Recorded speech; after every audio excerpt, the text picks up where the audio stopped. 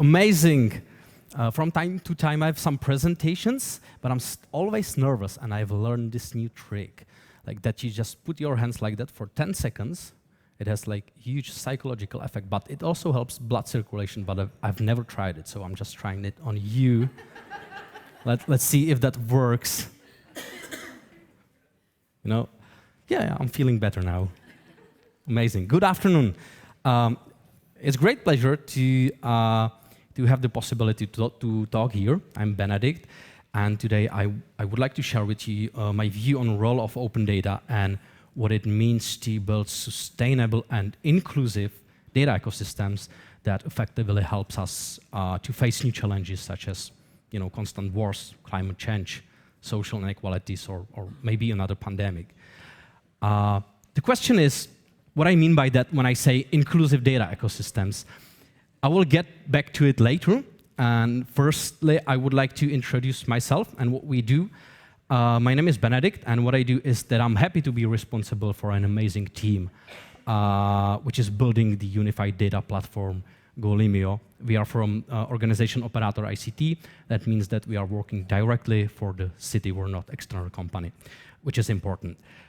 Before that, I was working at the Ministry of Finance as an open data project manager, and I was responsible for the open data and transparency strategy of the Ministry of Finance. And in the last 8 years, I've talked to many different data stakeholders. I've talked to ministers, mayors, deputies, directors, but also to very, very hard-working public officers. And what we did was that we discussed the role of data in their organization, and the goals of the organization, and related motivation to encourage data usage and open data usage in their organization. And it's an amazing experience, but after a while I realized that data very often plays different role that we tend to think, right? To explain what I mean by that, I want to share with you an example of, who knows what that is? Any guesses? It's COVID, right? Everybody should know that.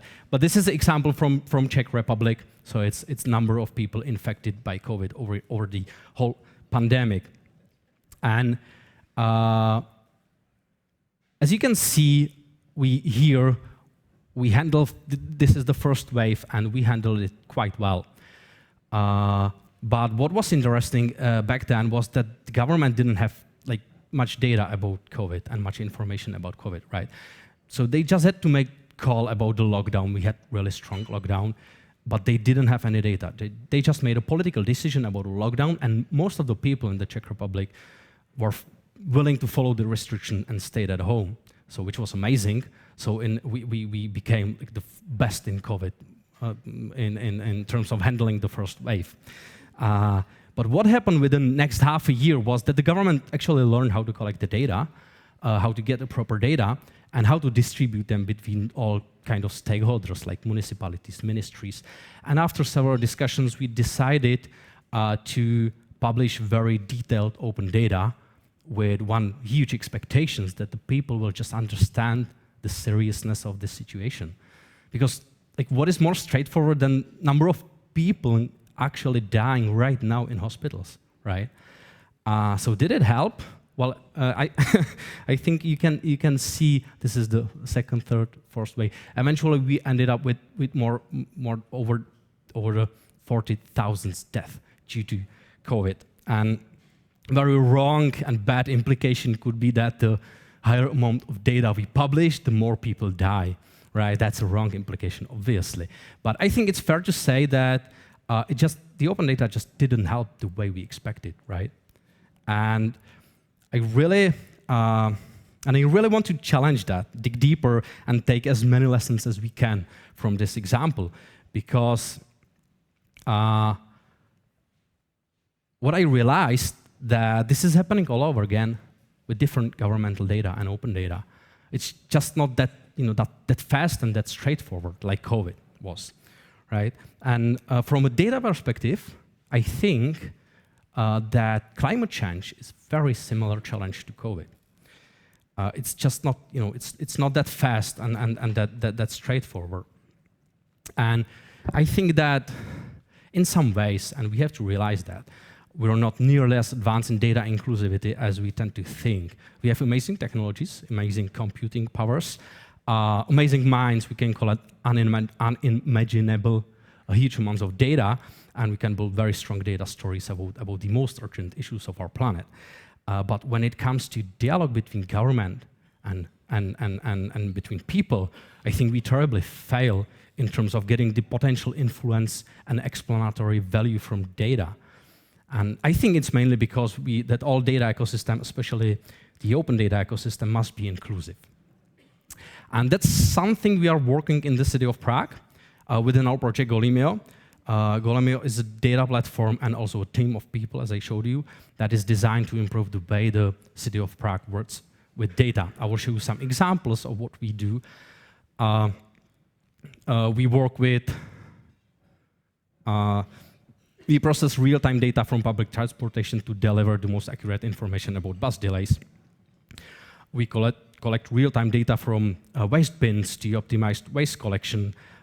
We cooperate with Záznam and Airbnb on data exchange to see how the housing market is developing, especially over the during COVID period, which you can see here.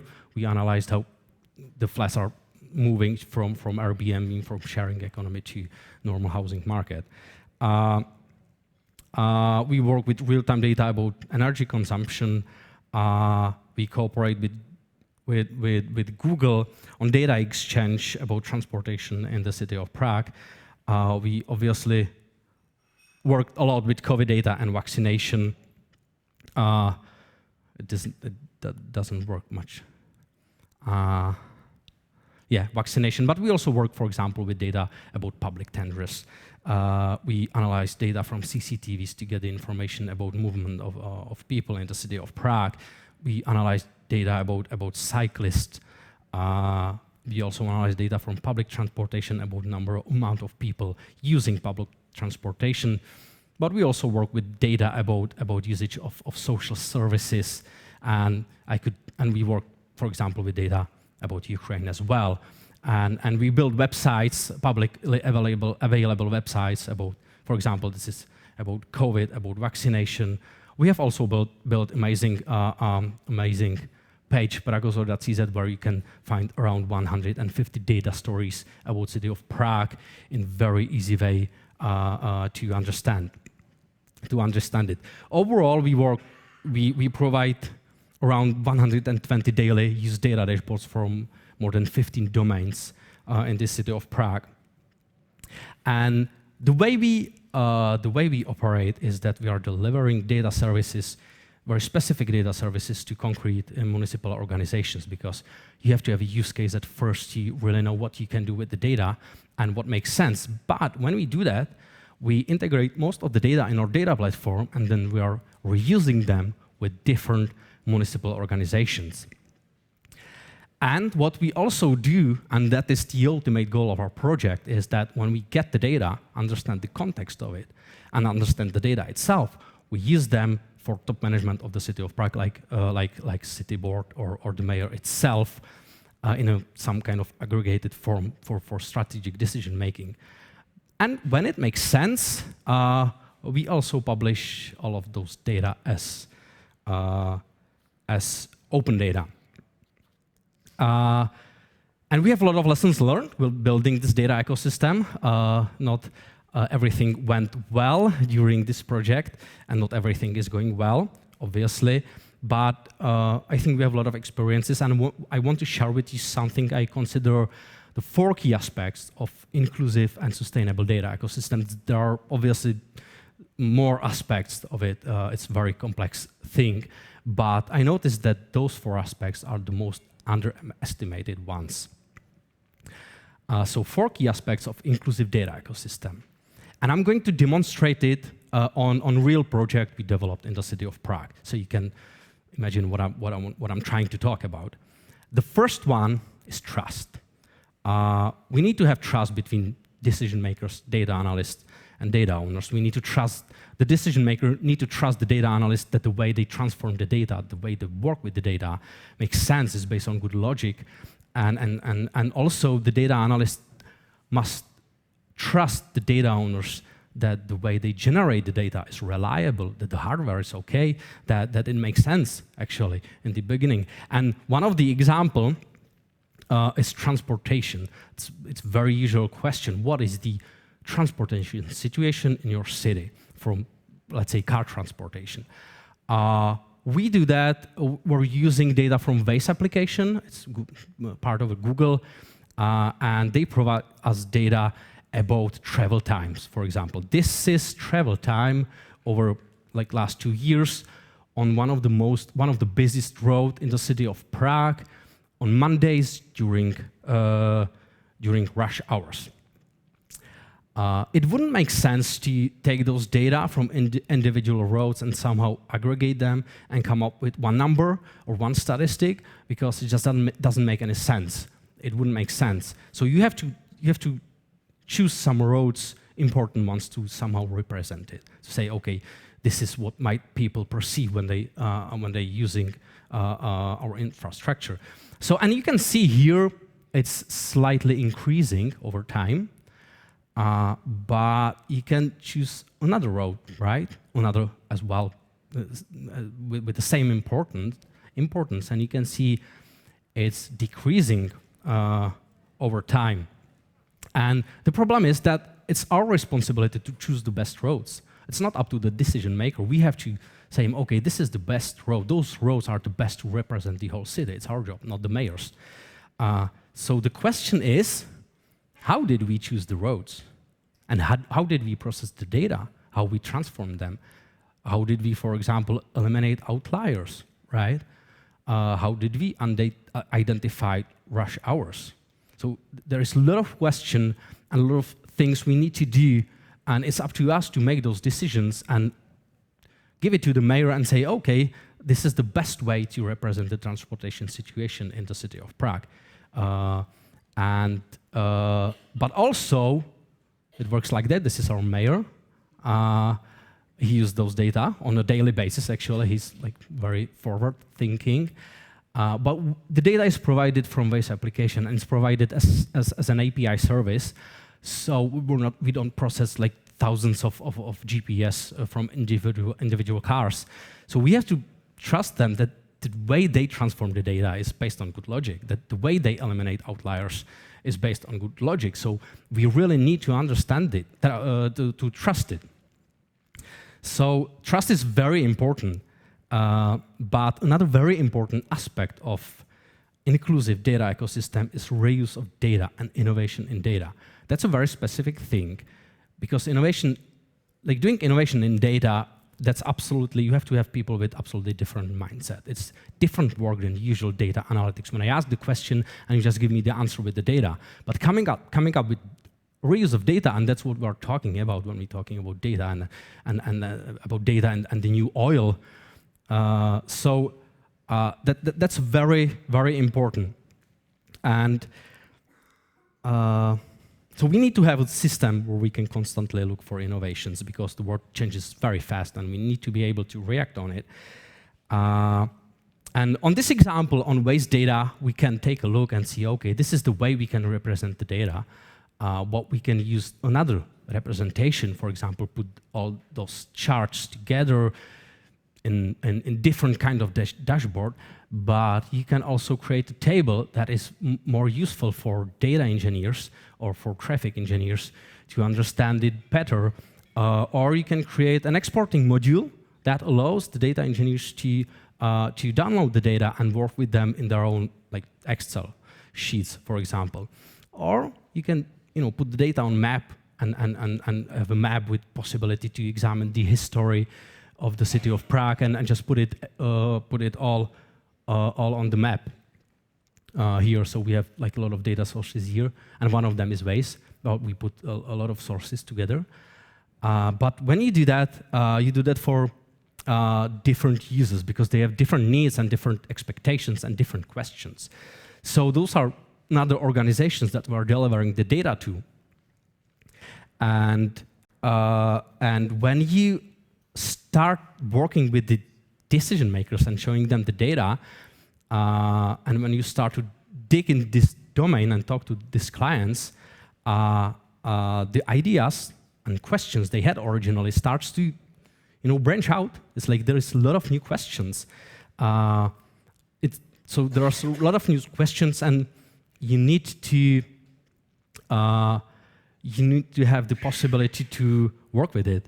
And you can have absolutely different questions then, because when you talk about transportation, car transportation, it's like strongly correlated or related to public transportation. So the question is, how is it affecting to public transportation? So another thing we do, we're examining amount of people using public transportation. It's very important for subways, and here we have it for buses. But then you can ask another question, like what is the modal split between public transportation and car transportation? So you have to examine this split, how many percent of people is using public transport and how many percent out of 100 is using individual car transportation. So that's a different question. But then you can have a different question, because if you are talking about traffic situation, it can affect a lot of things.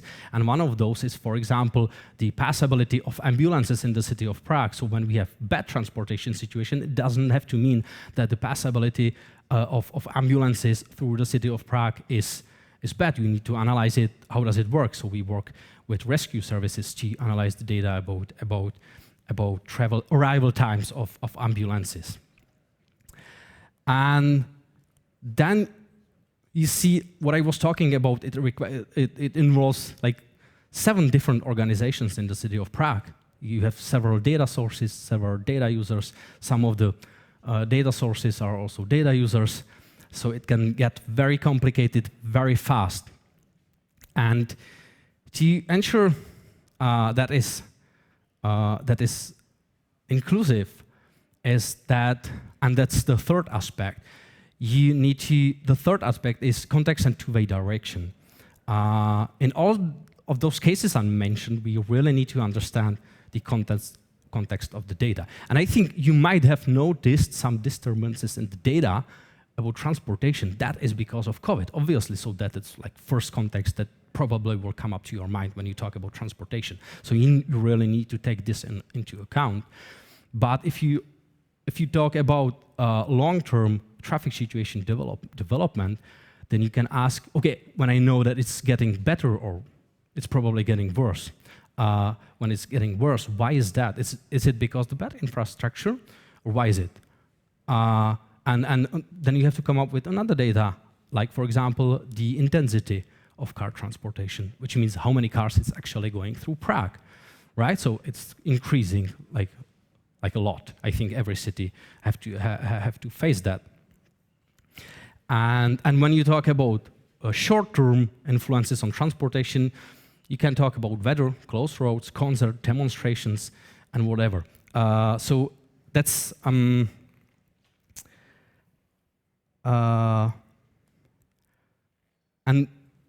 when you realize that, then you see that the data flows in one way, but the information and the communications flows in another direction. And you really need to have built data communication pipelines to get all the information you need when something happens, when the data just drops. You need to have a way how to get from here to here and get the information back about the context and the metadata and documentation about the data, how is it affecting what's going on. And it's all connected. And the most important aspect of inclusive data ecosystem is motivation and emotion. We have to know what is the motivation of which data user and what's the emotion about it. Because there is no such thing as purely data-driven decision-making. People have emotions and some motivations to use the data, and we have to understand them as much as we can. In our example, you could imagine like angry driver who just spent like 20 minutes in traffic jam, right? So how do you explain to him that the situation is not that bad as he thinks? You can't. You simply can't. It doesn't make sense, I think. But if you have any ideas how to do that, how to change their emotions, his emotions about traffic situation with data, I would be really happy to hear it. But in terms of data analytics, it's absolutely different approach when you're trying to show whether the traffic situation is getting better or worse versus showing it's just not that catastrophic as everybody is talking about, right? So it's absolutely different approach, and you need to understand that what are you trying to show them and explain them. So that's very important aspect as well. Trust, reuse of data, and data innovation, context and two-way communication, and motivation and emotion. And how is this related to open data and to public data visualizations? I've been working with open data more than 8 years, and back then we had a lot of expectations from open data. One of them was growing trust. It was one of the most expected results. We believe that if you publish big enough amount of data, people will just trust the government somehow, that the data will implicate the growing trust. Because if you have the data logically, you know the truth, but it's really far from truth. And then we expected that open data would be reused for building applications above them and will generate some added value. And finally, we thought that people would help analyze the governmental data and give valuable feedback. And I think in terms of open data published, we did a great job. I think there is about 1.5 million open data sets according to European Data Portal. But as I showed in the beginning with the COVID example, again, I'm sorry, I'm afraid that we didn't meet the expectations we had back then. And to understand why that is happening, we have to go back to those 4 key aspects of sustainable data ecosystem, inclusive data ecosystem. The problem with open data is that it's super hard to ensure that those 4 key aspects are present. There is a wrong perception of relationship between open data and trust. Open data can help build trust. I believe that they can, but there must be already some trust in place. That's a very important thing, because people will never have the capacity to understand all of the data, however beautifully presented and explained. They just have to trust the way the data is presented. To support reuse of open data for different purposes is very difficult, because you need to have huge capacity on the side of those organizations to talk to open data users and to come up with some innovations. The system of public institutions is just like too complex and too big. How can you possibly ensure effective communication between thousands of data users and data owners? I remember those endless discussions about COVID on Twitter, for example. It just didn't make any sense. The government they were not able to communicate about it. And the motivation of open data users is very unclear, or maybe it's better, it's really fragmented. You know, the open data users can be anyone, right? Politicians, journalists, researchers, normal people, developers, and very often the way they understood the COVID data was driven by totally different emotions. And the thing is, like, what can we do? What can we do to meet the expectations we had back then from open data? I obviously don't have some like cure to that. It's very complicated, but I have just some ideas about what we should do and what we should focus on. The first one, I'm always talking about trust, is trust and cooperation in the public sector. The problem is, like, how can you expect from people to trust the government when they don't trust the government, like, and the public institutions don't trust itself?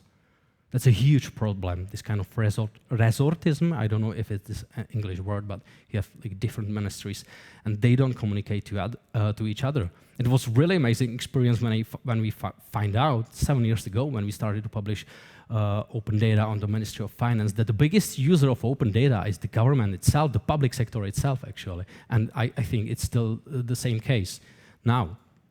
So I think we should focus a lot more on creating data ecosystems in the public sector, and don't focus too much on open data. We should always prioritize that. And the reason why we don't do that enough is because it's really complicated, it's expensive, and it's a political issue, and it's just, yeah, it's super complicated. And rather than focus on that, we focus on open data and saying, okay, we'll just publish all of the data and you know, check, and we have it. So that's a wrong thinking. And that leads me to other thing that is very important, which is product thinking. Open data and data is a product. We have to think about open data as it is a product, because we have to have a goal why we do that. Why do we spend our energy or money or time to publish some open data? There is a goal, there must be, otherwise it doesn't make sense to do it. And very specific and very concrete goals of very specific, very concrete open data. So we have to set the goals, and we have to measure them, evaluate them.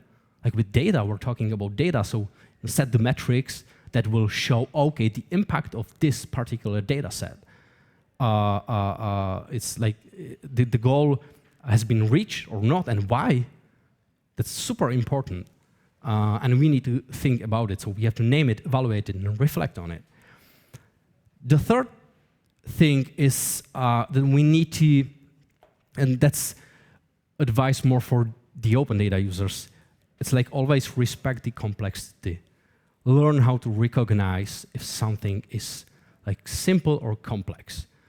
You know, very often it happens that some open data users just will do their 20-minute data analysis of something and post it on Twitter like, okay, this is really fucked up, It's just the government is really stupid. I have the solution here. You can see in the data that it's developing this way. So yeah, I have a solution for that. But you have to realize the complexity of it. So we have, like, I don't know, 13 ministries. There is 100,000 public officers, and very, very probably a lot of officers work on that issue, and they actually have some ideas about what you can do about it, or why you can't think about the data the way the open data users just did. And the last one is, yeah, I talked about it. Less is more. I think do better prioritization, and focus on very important data sets. And I think I'm really glad that European Commission and European Union is focusing on this new thing they call high-value data sets. I think it's a really good way to go. To sum up, I think that the pandemic profoundly changed the view, how we perceive the importance of data ecosystem. But it will take us some time till we learn how to build a system where data will really effectively help us to face those challenges like COVID, or like climate change, or maybe another pandemic. And I think that we, as a society, have just reached this peak, I call it peak of mountain innovation bias, where we are so obsessed with those super successful data stories from Facebook, Google, Instagram, Twitter, that we think that we can solve any problem with data. The only thing we need is just more data and more data analytics. But I think we need a lot more than that. So I think we really need to focus on building inclusive data ecosystem that effectively work with trust, reuse and data innovation, two-way communication, and most importantly, that works with emotions. And I was supposed to have presentations for 20 minutes, and I have only like 16, so I'm sorry for that. I was surprisingly fast. So, but that's it, and we will have a discussion later, so I think you can save. If you have any question, you can ask them later. Thank you very much.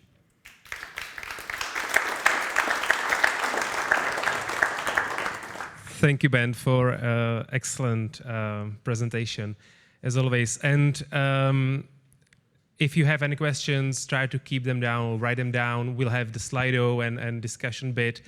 Hopefully we'll have enough time to have discussion with the speakers.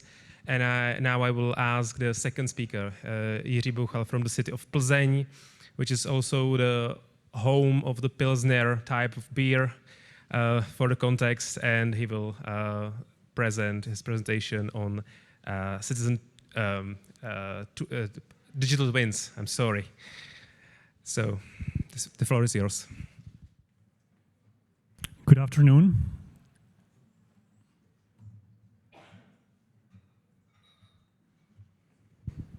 I'll just wait for my slides. Yeah, I see there is some window.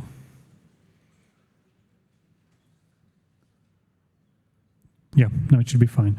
So good afternoon, my name is Jiří. I'll speak today here about the digital twin of Pilsen, on innovative solutions that we have been experimenting with in Pilsen in the last years, related to more efficient and data-driven policy making. So I think my speech, which will be quite interactive, I want to show you a couple of tools that we are using in Pilsen in live environment.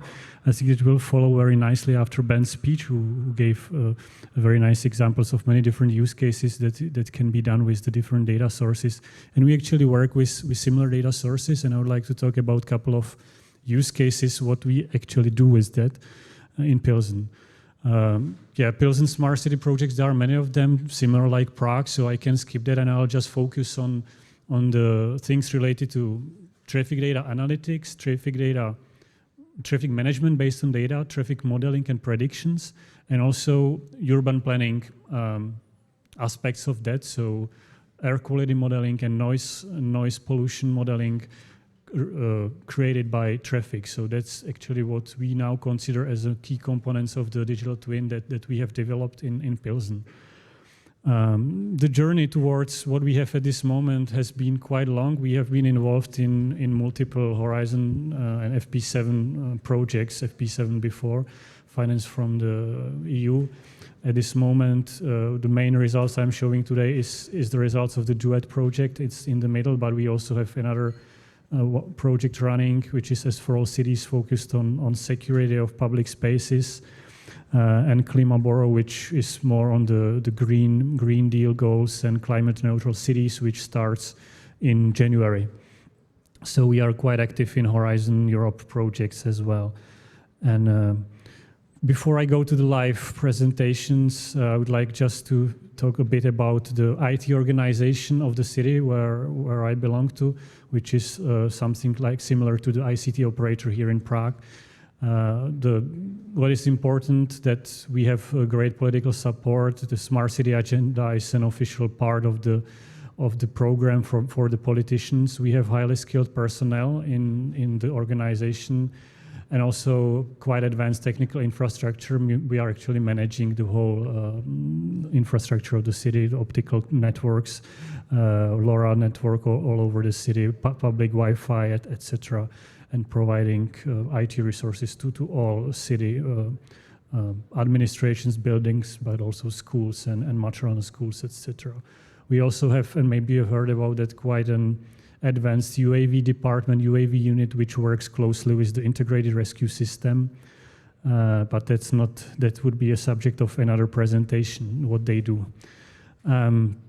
What concerns expectations of our work towards the digital twin, first use case or first need was the mobility issues, like in every city, I would say these are present everywhere, so improving mobility.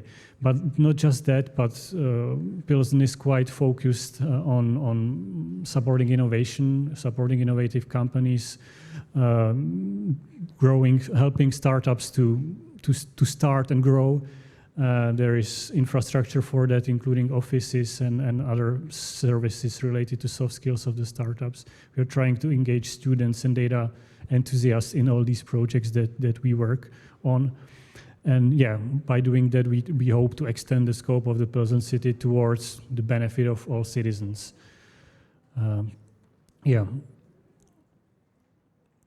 First demo I would like to do is to start with the data that we actually measure. Before I get to the modeling and predictions, first I would like to focus on the analysis of historical and real-time data. So what I would like to show now is tools that we have for visual analytics of data. Similarly, I'll just go to directly online. We have a couple of maps related to data analytics, which are focused. I'll just switch it to English. Sorry. I hope I'm online. Related to traffic situation, but also bike sharing data. We have several years, I think 5-6 years of data of bike sharing, where all the bike rentals were and deposits happened at what times, etc.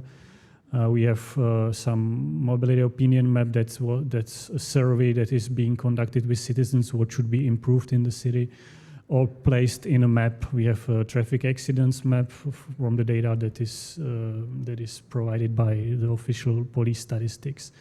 But I'll go to first of these maps, that the traffic situation. Similarly to what has been mentioned by Ben before, we are working with different types of data here. It's floating car data, real-time data from connected vehicles, which provides information about the speed of traffic on a specific segments. But next to that, we put it together with traffic density data, which is measured by more than 1,000 detectors, like a physical magnetic loops at all traffic lights in the city.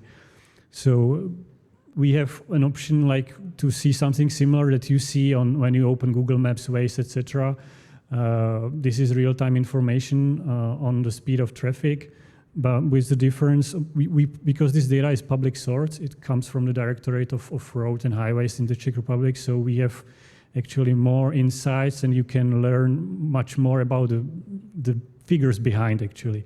So you can see that for each segment we have the speed, current speed, we have the average or the free flow speed, we can calculate the travel time, etc. So we have also predefined some like journeys through the city. Like this one, for example, when I just took the first one that is here, that's the journey from this northern suburb towards the city center. And you can see here at the right dashboard what is the current average speed, what is the congestion that you will lose there. It's 39 seconds at this moment, and the total travel time is 4 minutes. But on the other hand, when I look at the direction from the city center towards the south here, there you see that at this moment the traffic is much worse and your delay would be 2 minutes. So that's like the predefined segments, but I can also click, just by clicking I can select another street or trajectory and get the information here. This is the result of my just random analysis at this moment. Let's see on this trajectory or journey or trip, there is a 1 minute delay. But this is something you can get similar results from Google or Waze, but what you can't get is and the main added value here is the historical analysis of this data. So that gets me to the first use case that I wanted to show. A year ago, there was a lot of discussions, or in last year's, a lot of discussion to close one of the streets in the city center, Americká Street, for the cars, just to allow public transport there. It raised a lot of discontent from certain parts of Pilsen population. But then thanks to the data that we have and that what we can measure, we actually were able to prove that it helped a lot to the street, to calm the street. It helped the public transportation, saving up to 5 minutes in rush hours on the travel times of the public transportation. And we also knew, and we were able to measure and document towards the politicians and citizens that this detour, that's the main detour that is now at this moment used by the cars, which can't go this Americká Street here, but they are taking this street here. So as you can see here in the chart, What I'm showing now is the average for the last year. That's already after the closure of Americká was completed. You can see that in the rush hours, the speed drops to 40, and in the afternoon it's 47. In the first days after the measure was introduced, the speed was much lower. It was somewhere about 20, but then after a few weeks, actually people understood and learned. And at this moment, it actually settled and all is fine. And the Americká street is calmer for pedestrians. It's much more faster for public transport. And and the detours didn't notice any major impact in terms of speed of traffic.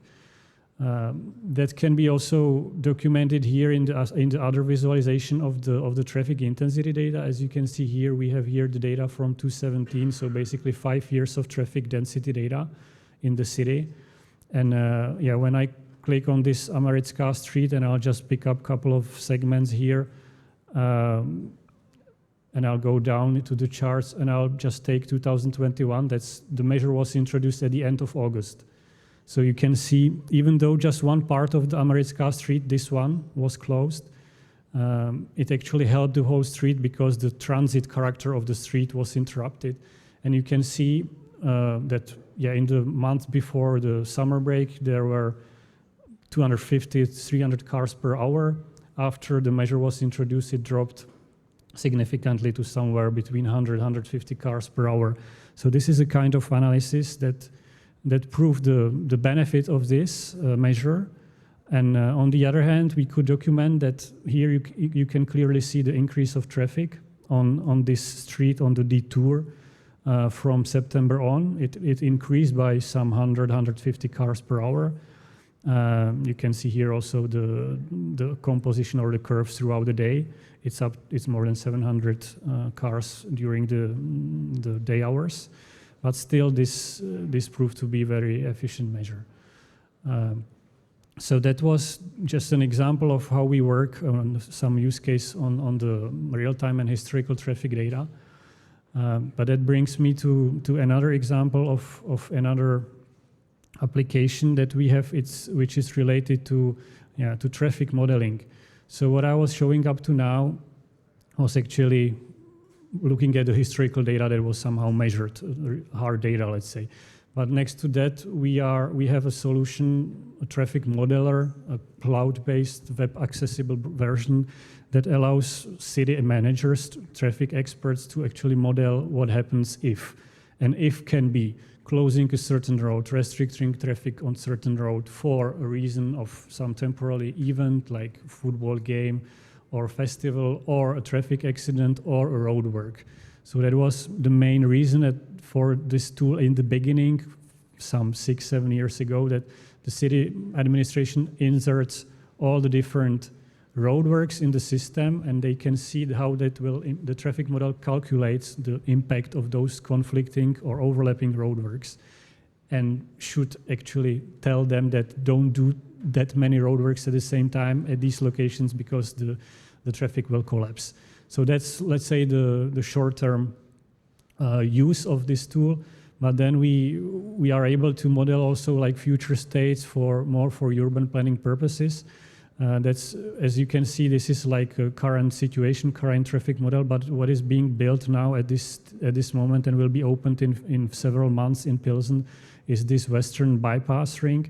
And we have here, this is already a traffic, what I just activated is a traffic model for the situation in half a year when this bypasses will be opened. I can activate this view into comparison or delta view. So you can see here what is in blue is the decreased intensity, and what is in red is the increased intensity after the western bypass is opened.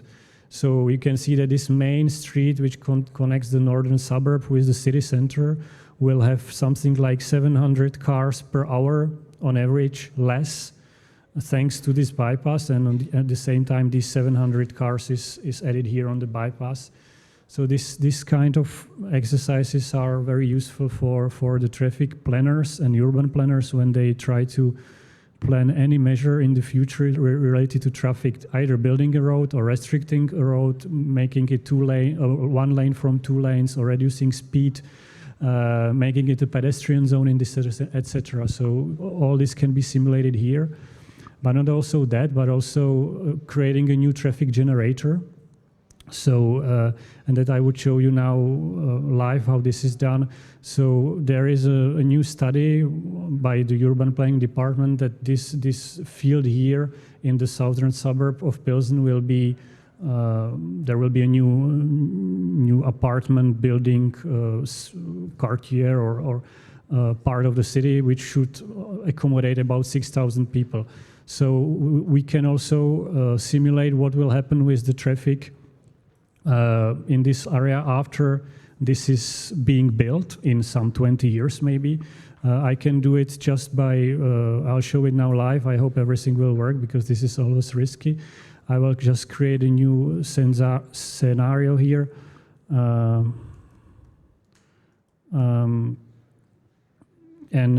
can either edit the road network, or I can add a new traffic generator, which I will do now. I can indicate how many cars, what traffic this generator will actually create. So for this kind of size of housing apartments, it can be something maybe 200 cars per hour even, or on average throughout the day. So I'll change it here. I'll just, sorry, with one hand it's not that easy. I'll just edit. Yeah, I need to put it in the map. I forgot that.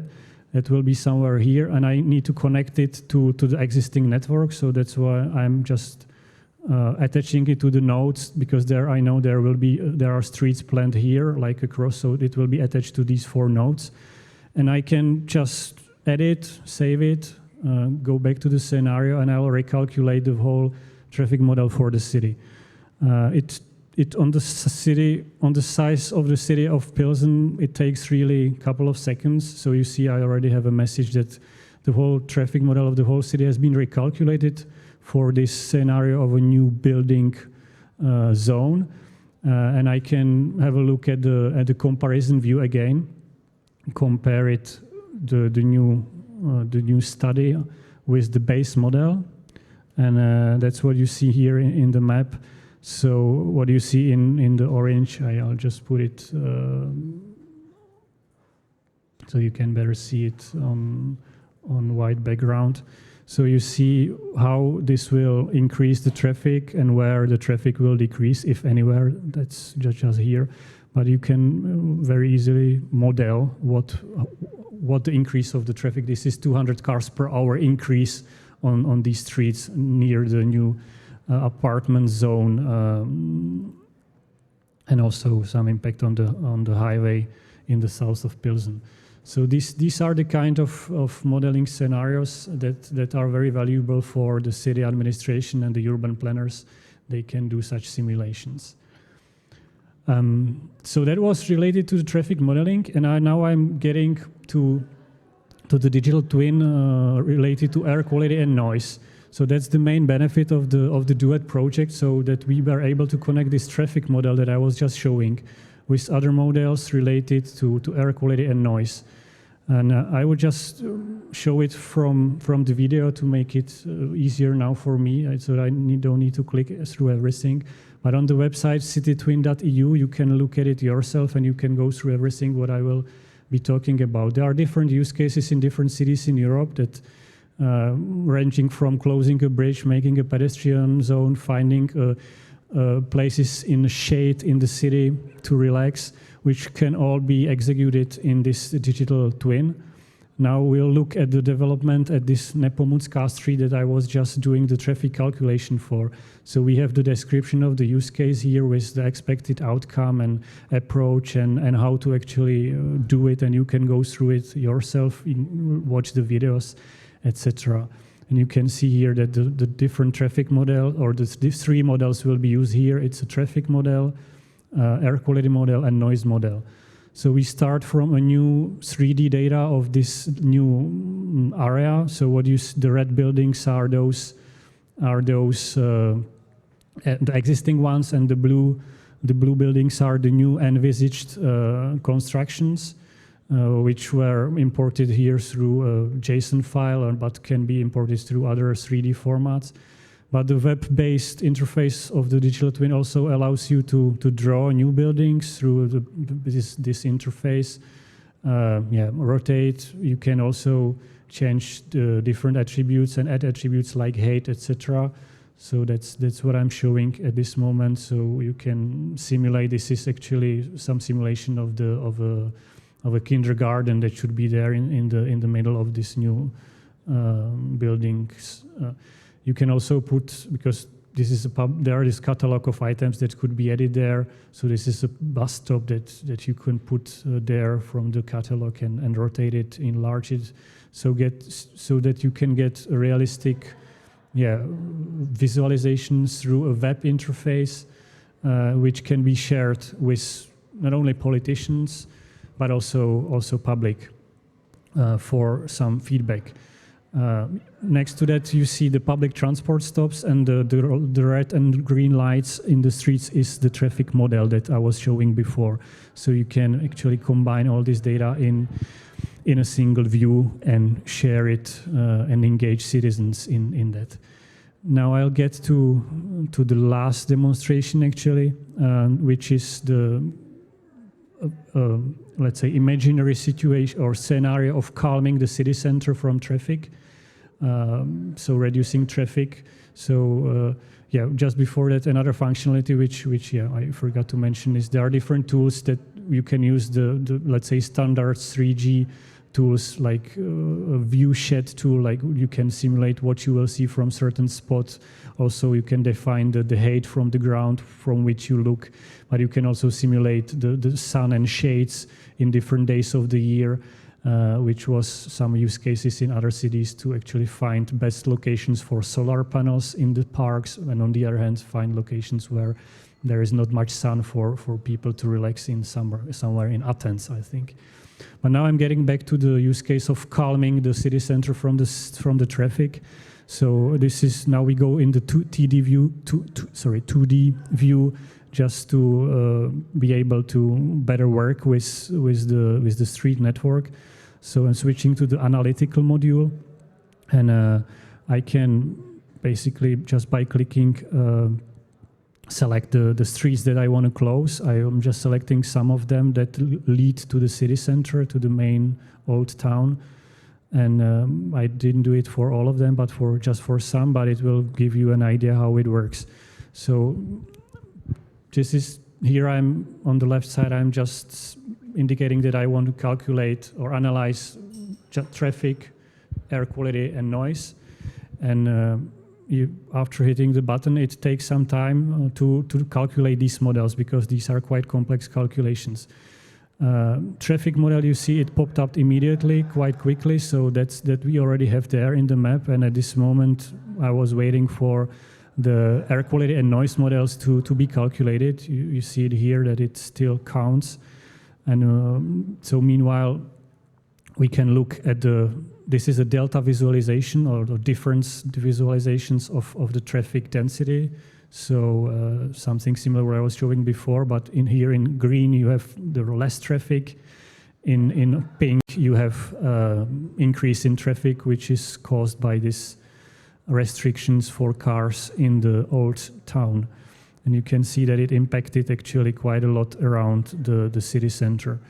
Now, maybe you noticed there was a message that the air quality model has been calculated. So these blurry images or around the roads, that's actually the air quality data, the pollution that is caused by traffic. So what is green is actually improvement of air pollution, and what is in red is the worsening.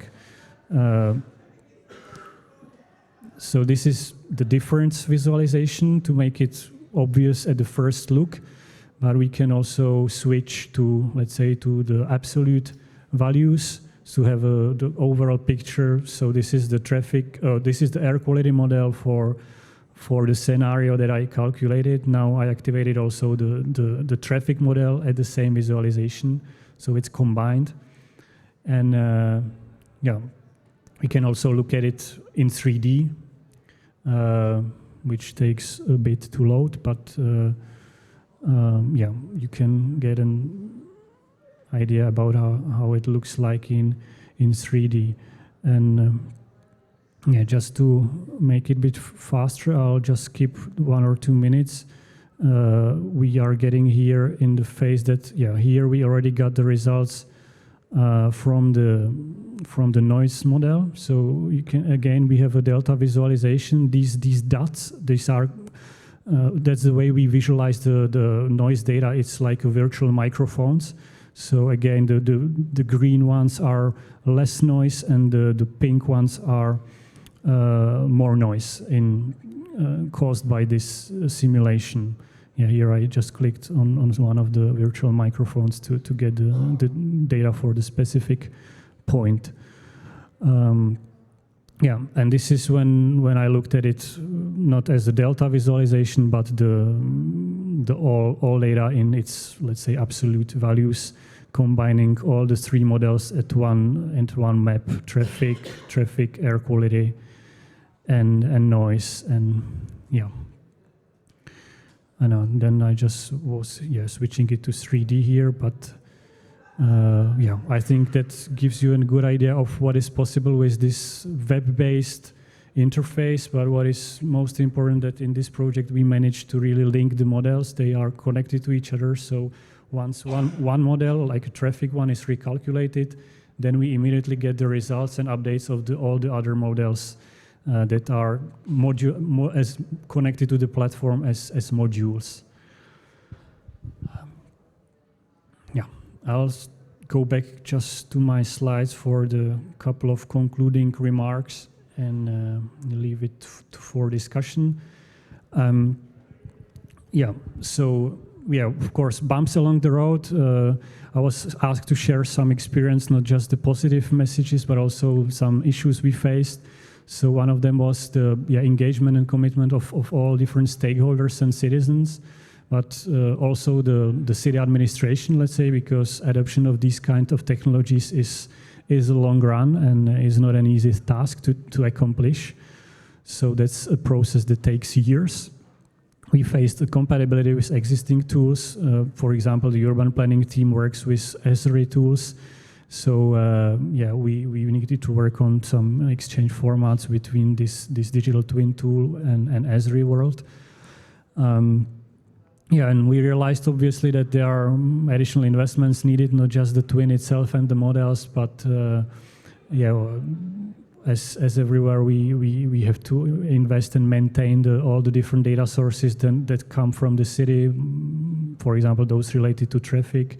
We are procuring and keeping updated the detailed 3D data of the whole city in the level of detail 2.3. That's what you see on the picture. Yeah, and of course we need to ensure maintenance and funding after the project is over. I mean the European project in this case.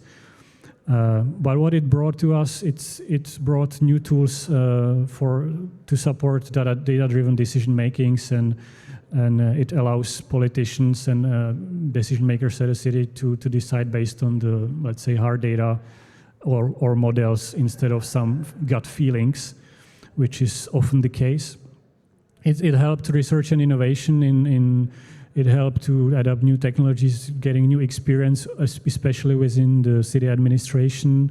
And we gain international contacts through all these different European projects, and which also helped a lot in reputation and that's why actually we are here today, that we were asked by the European Commission to present what we do in Pilsen at this festival. So that's how the link came. The European Commission actually considers the Pilsen Twin as a nice best practice. So that's why I'm here actually today. Yeah, and the final slide, just some lessons learned or high-level thoughts that. Yeah, building expertise within the city administration team is a very long run. We need to invest additional money in technology all the time and in data. What we learned in these projects that we should always focus on achievable results from the beginning. instead of building something which will never fly at the end. So from a longer term, if we want to keep something operational from these projects, we try to keep it always realistic from the beginning. Yeah, and as you have seen in one of the first slides with the EU projects, we have new research opportunities coming, and this journey will continue. Yeah, thanks for your attention, and I'm happy to answer any questions. So thank you very much. I asked Ben to join us here on stage, and I asked the production to put the Slido code again on the screen. Now we still have some time for short discussion. You'll be able to ask through Slido. I will let people to give some questions if you have in the room. But I just start with one question for both of you. You come from the side of data platforms, using data, visualizing data. Where do you see the future role of artists and creative sector in helping making those data more accessible and having even greater impact on the cities? I don't know if who wants to start. Okay, I can start because that was one of the use cases that we have in that duet project that I described. Sorry. One of the scenarios there was that we were planning to engage students, data enthusiasts, 3D enthusiasts from the community that we are actually building around the city, the community of innovators. And yeah, it's not an easy task. We managed to engage some of them, but the idea was actually that they will start working with the 3D data. The city will allow them to get the precise 3D model from the city, and they would be able to further enrich it, make their own visualizations, make new propositions, maybe just making their street nicer in 3D and importing it back to the digital twin of the city, or even somehow contributing to, and that's more not just students and enthusiasts, but also involving like businesses and real estate developers, etc. in that tool, like that they would provide 3D data for all their envisaged projects, and we could place it in the twin as possible future scenarios of city development, and use it as a channel to communicate it with the public. So partly answers your question. I just want to comment that regarding the first part, the data-driven community, data enthusiasts, students, etc. It's not an easy task. It works somehow. It works slowly. We were doing some hackathons around that, so there are some results. But it's a long run and a long time effort to build that. Yeah. Okay, thank you for honest answer, and it's nice to see that you are working on it. But also, it could be probably interesting topic for a future project as well to really focus on that. I will give a word to Ben as well if you want to answer that. Yeah, I think use this one from my point of view. Our data analysts are actually artists. Data analytics is about art. I think that, but we are examining possibilities of physical installations of some data analytics. For example, it was shown in some studies that it's really helpful to get the inclusivity I was talking about, like make the physical installation somewhere that will just show some data. In the street, for example, I don't know how many cars just went here, and something that will people just notice. Because I know that we're working in a digital world, so our products are purely digital, but it's just not enough. I think we need to start being more physical. So, but I'm not an expert on 3D modeling, for example. We work a lot with business intelligence, but I think there can be huge value in giving those data to artists. And I think here in this building, in this architecture planning and development, there are there is a lot of installation and a lot of artistic data visualization. I think right now there is when there is this event, it's written here, Refik Anadol Prague Dreams. It's actually some kind of art that has been done over the proxy data. So yeah. Thank you. I mean, it's actually quite interesting how those international projects work because, first of all, Mr. Bauhaus mentioned that we actually got in touch through a European project, even though we are from the same country, to be here. And regarding the physical installations, it's something that I was also dreaming about doing based on my experience from university, and we put it into craft and we put it in Nipstar together with our partners. And I talked with Benedict that we, if you'd like to get engaged in this, and he actually said that he already wanted to do it anyway. So it's sometimes to find allies like that through something external, and I'm happy that we will be able to actually play around with the idea in the future. And I've seen there were some questions from the audience. If you want to, do you want to still? Yeah, but I will give you word because you asked me that you would like to ask something, so I will just give you floor very quickly. I put my question into Slido too. I think Duet seems to be a very powerful tool, but I'm afraid that it might also lead to wrong decisions, because what you are doing is you're looking at the induced car transport. But for decision makers, it might be very important to have an alternative with public transport, cycling and walking. So this means even more complexity for the digital tool, but for the real world and positive effect in the sense of NEP, it might be very important. Yeah, you are absolutely right. And indeed, these models, these predictions were only based on car traffic, basically. That's what we have at this moment. Even the motivation is there behind is, of course, to make the city more livable, reduce traffic, put people in cars or walking or bikes or whatever. But the tools, we are actually now developing in other research projects multimodal modeling tools. So something similar what I was showing now for just the car traffic.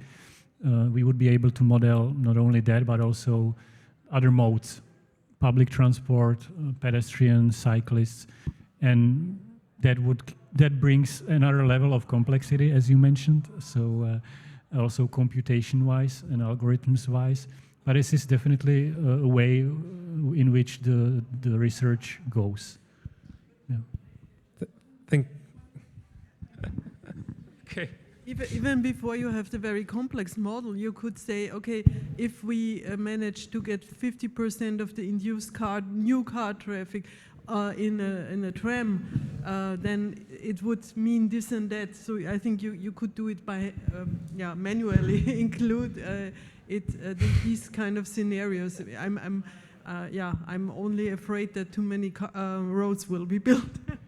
Yeah, but that's actually the old knowledge of all traffic engineers. The more roads and more parking places you build, more cars you will have, and that's a given fact which is proved by research. So that's definitely not a way to go.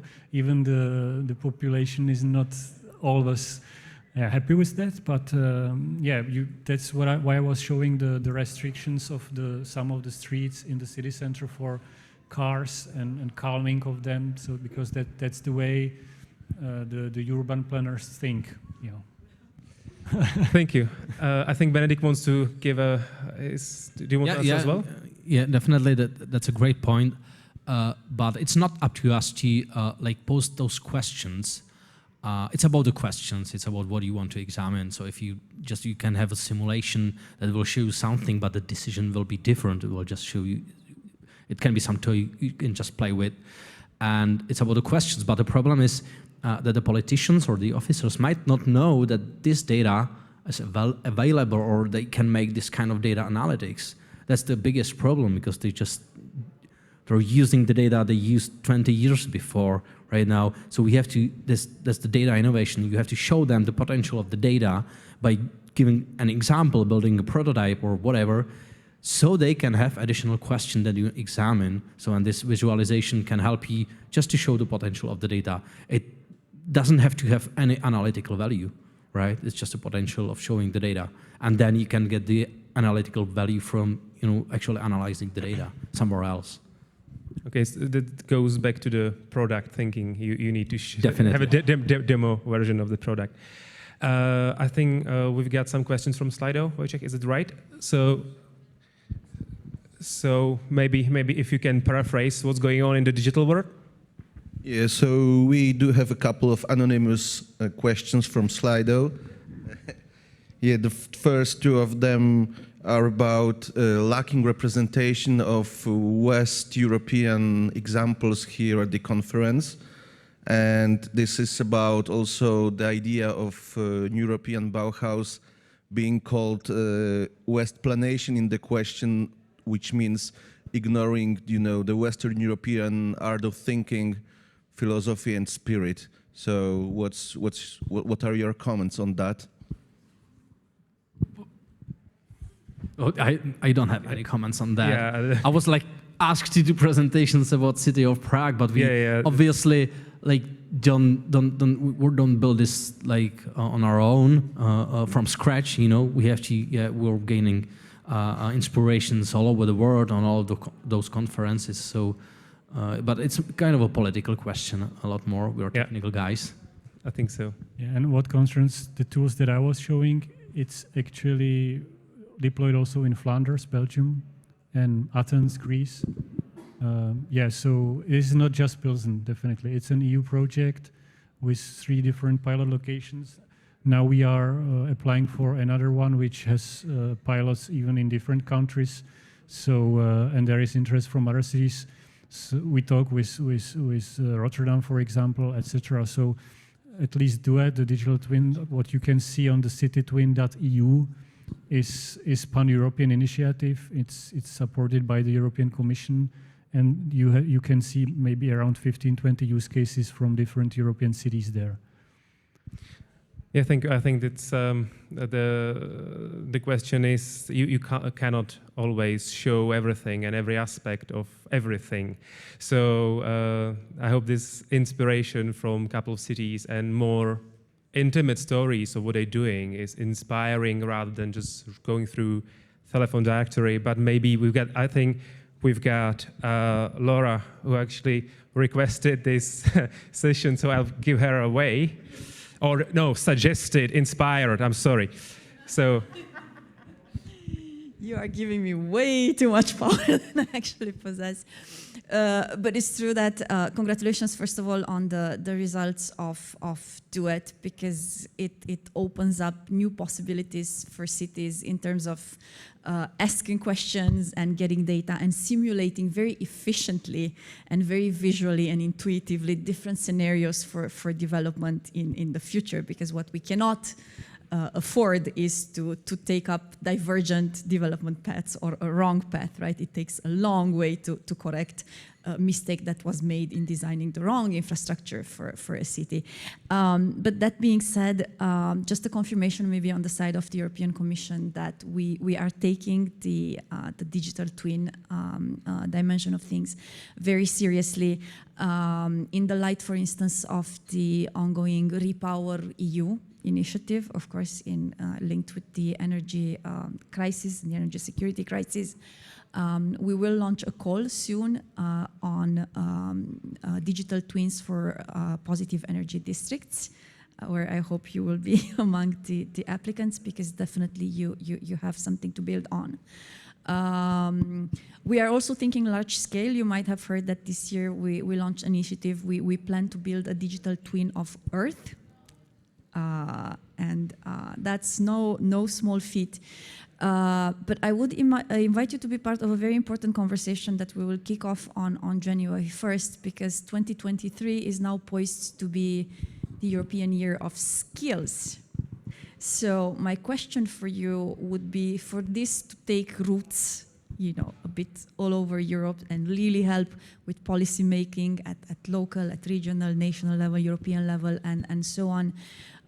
What would be the skills you think that will be needed for the professionals of tomorrow, for the professionals of today, so we can really give the weight and the critical mass needed to the digital twins and the use of data sets in urban policy making, both on the side of the supply, which I guess it's you, and the side of the demands, which could be the local authorities. Thank you. Interesting question. Who wants to take on the skills that will be needed for the data to really set in and make impact in the future? Yeah, I can maybe start from the part of the city and the skills within the city administration, and I think then I'll hand over to Ben for the data part, because I think, yeah, so what concerns the city, I partly touched upon that in my presentation. It really is a long run to change the working behavior of the city administration, since they have many different tasks that they need to take care of daily. They have different tools to work with, and now these are some innovative things that are not always welcomed, let's say, and it takes a long time to, you need to show some value and simplification of their work that this will bring, and then it works. That's our experience. And then, of course, there need to be the IT personnel of the city administration who needs to figure out all the data issues and the compatibility of different formats and systems and data exchanges, etc. And then for the other part, what comes to mind, I think what was very important, and that was also our finding, what Ben mentioned here, is the role of the data analysts in the teams of the public administration, exactly what Ben's team is doing. So one thing, there needs to be this part of the chain between the data owner and the decision maker. Without that, it doesn't work, because it's just not looking in the data in some spreadsheet or whatever. You really need to have skilled people who spend time and effort, because it's never it's easy. It's never, as Ben also said. So this data analyst team is, I think, very important to get to derive the insights and transfer it into some actionable messages towards the decision makers. Thank you. I think you can. Yeah, that's a tough question, because when you think about it, I think like 10 years ago, there were no funding, for example. I think we didn't have enough money back then, but I'm pretty confident saying that I think right now you can get the funding, and there is a lot of finances on digitalization, for example, and on data and data analytics. So we have finances. I think we have plenty of data. We always can have better data. So yeah, that's what are we missing? I think it's the skill of agile development and agile approach. That's for me personally, is the biggest issue of public sector, to come up with the way you can do agile development, because it's really hard to do it in public sector because of public tenders. Because what you do when you think like in agile way, and when you have product thinking, basically agile is based on the idea, okay, I'm not going to tell you what will be done in next 14 days or 2 months. I'm not going to tell you how much will it cost. I'm just going to tell you we're going to put all of our effort in it. That's what agile development is about. Like, it's about focusing on effort, but try to explain that to people that you are started a project and you don't know how much money it will cost and when it will be done, and you're actually not sure what will it do, what additional value there will be. So that's a huge issue on not only in Czech Republic, that's a huge issue on over the whole planet. So, and the best products you can see, like Google, it's based purely on agile development. So that's a huge issue for us, and I think European Commission really should start focus on that, how we can implement it and how we can work with that. One way is that, but we do that in the city of Prague, that we have an internal team. But I know that not every city have the possibility to do that, like build a team of 30 people working for the city and to have finances for them. And even if you have the money, how can you find people working for public sector with like lower salaries? So that's tough as well. So I think we need to, there is no way that you just say, okay, we will do it internally. We need a cooperation with private sector. So that's a tough question. And for me personally, like how to implement agile development into public sector, that's the skill we're going to need. Okay, thank you very much. And maybe we have a little time for a question that is quick to ask and quick to answer. Do we have something like that, Wojciech, maybe online? So there is a question from Fabian, which is a crafter from Malta. how does City of Pilsen collect air quality data inside its digital twin? Thank you. Could be fast. Yeah, fast. So we have sensors. Okay, awesome. And We do. okay.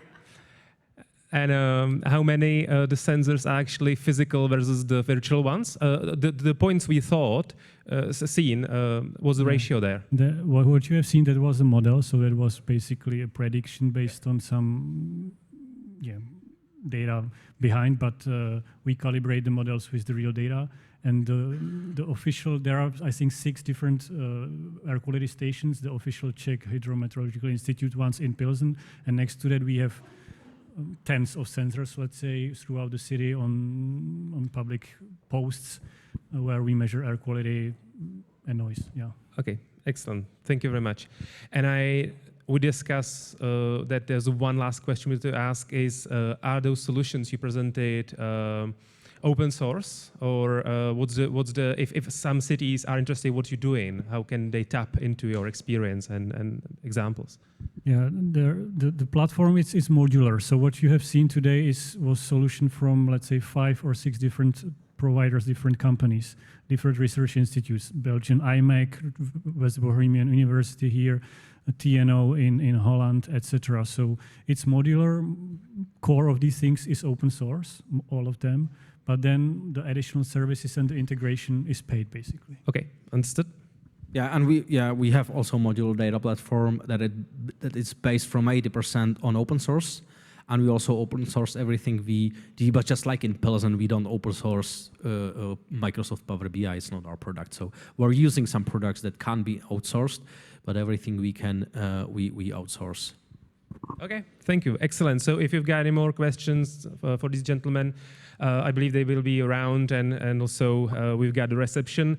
And so I give them an applause, please. Thank you.